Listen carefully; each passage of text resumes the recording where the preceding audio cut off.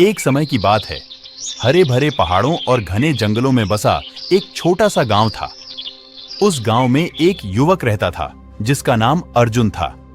अर्जुन एक जिज्ञासु और साहसी आत्मा थी जो हमेशा अपने शांत गांव की सीमाओं से परे उत्साह की खोज में रहता था। एक दिन जब अर्जुन जंगल के परिधि की खोज कर रहा था, तब उसने एक प्राचीन मानचित्र को पाया जो एक ऊंचे बड़े बरगद के पेड़ की जड़ों के नीचे छिपा हुआ था।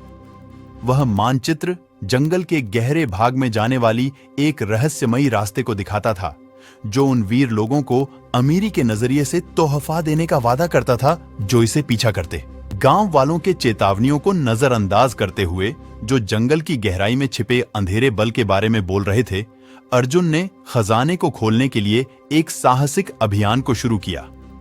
उसके पास सिर्फ मानचित्र और अपनी अड़चन से हारने का कोई इरादा नहीं था। अर्जुन ने जंगल की ओर अधिक गहराई में जाने का साहस दिखाया।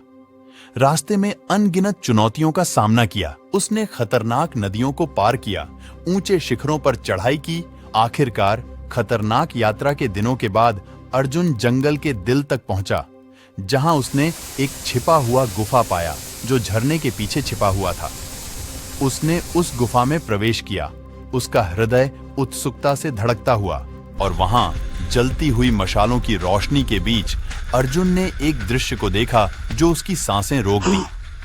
गुफा में चमकते हुए मणियों, चमकीले सोने के सिक्कों और अनमोल कलाकृतियों से भरा हुआ था। अपनी खोज पर बहुत खुश होकर अर्जुन ने जितना भी खजाना उसे उठा सकता था उठाया और गांव की ओर अपना पथ बनाया।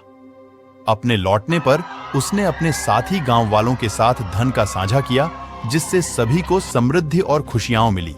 और इस प्रकार अर्जुन और भूली हुई खजाने की कहानी गांव में एक प्रसिद्ध लोक कथा बन गई, जो हमें याद दिलाती है कि भाग्य साहसिक को ही पसंद करता है और कभी-कभी सबसे बड़े खजाने सबसे अप्रत्याशित स्थानों में मिल सकते हैं। इस मनोहारी यात्रा में हमारे साथ जुड़ने के लिए धन्यवाद।